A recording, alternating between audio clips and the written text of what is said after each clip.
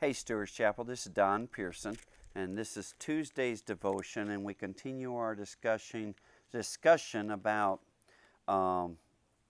following Christ, maintaining a relationship with the lost that doesn't defile or contaminate us or that relationship with Christ, walking between the balance between the Great Commission and holiness.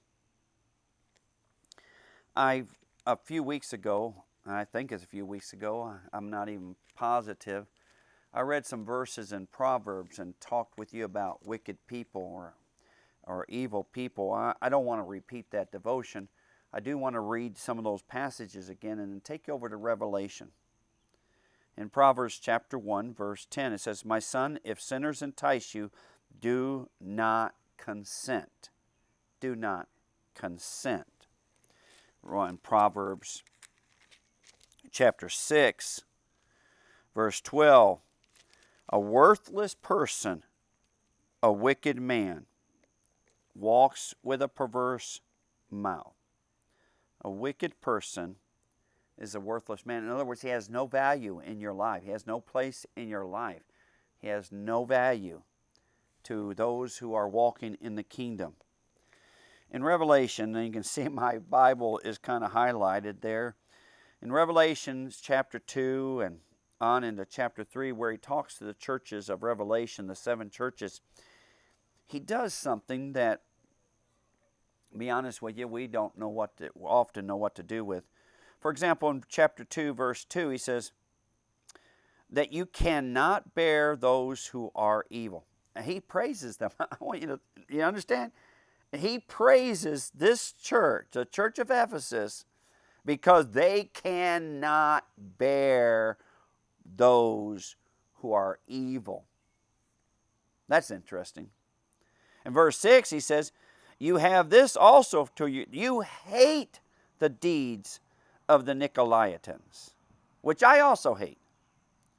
In the church of Pergamos, in chapter 2, verse 14, he says, "I have a few things against you, because you have there those who hold the doctrine of Balaam, who taught Balak to put a stumbling block before the children of Israel, to eat things sacrificed to idols, and to commit sexual immorality." In other words, you seem to be tolerating those. You're not doing anything. He says, "Thus you also have those who hold the doctrine of the Nicolaitans, which thing I hate." Now he says the thing I hate there, and he's not saying their deeds. And there he's moved from hating their deeds to hating them.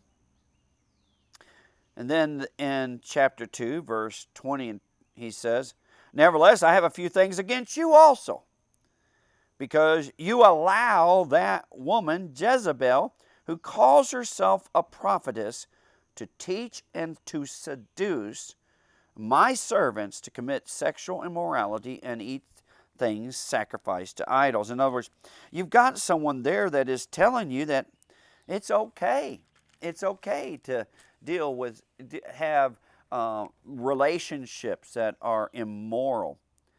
Well, do you understand Old and New Testament? There's a distinction made about wicked and evil people. We don't do that. We usually just talk about them sinners. In fact, even me, it's so against our culture that we struggle with doing that. But I want to share this with you. Would you agree that there are newborn babes in Christ? It's Christians that are immature, that are brand new babes. Would you also believe that some of those are babes because they're brand new into Christ, and others are babes in Christ who should be eating meat, but they're still drinking milk by their choice? Yes, you would agree. So you would agree then that in relationship to the maturity and the strength of even a believer, that there are categories or levels of that depth. The Bible also talks about carnal believers, those who are worldly believers, those who follow flesh. They're still believers, And would you agree that when the Bible talks about those kind of believers, that it does so in a derogatory manner, in a manner of rebuke? Of course you would. Would you also agree then, though, that there are mature believers? Of course. So why is it so hard for you to have that conversation and that thinking in your mind about fellow Christian believers, but can't do that with sinners?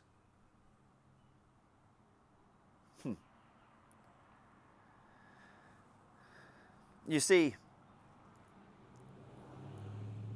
there are those who battle the battle of sin who are still lost that fight against it.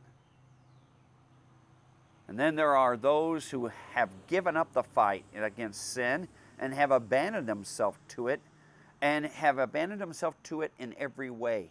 They have become mature sinners, wicked or evil. And we don't talk like that, do we? We do about believers. We don't do that about unbelievers. Well, the Bible does.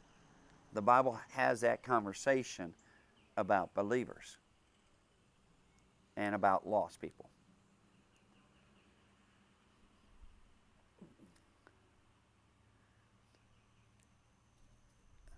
It's interesting that in just about every one of the passages I've read for this devotion, every one of those wicked or evil people were in the midst of the church or a midst of Judaism. And I'm sure there's plenty in the prisons and other places like that, but sometimes they come in and they sit with us. They're filled with evil intentions. You and I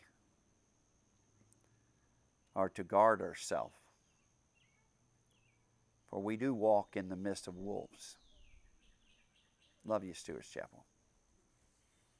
That was too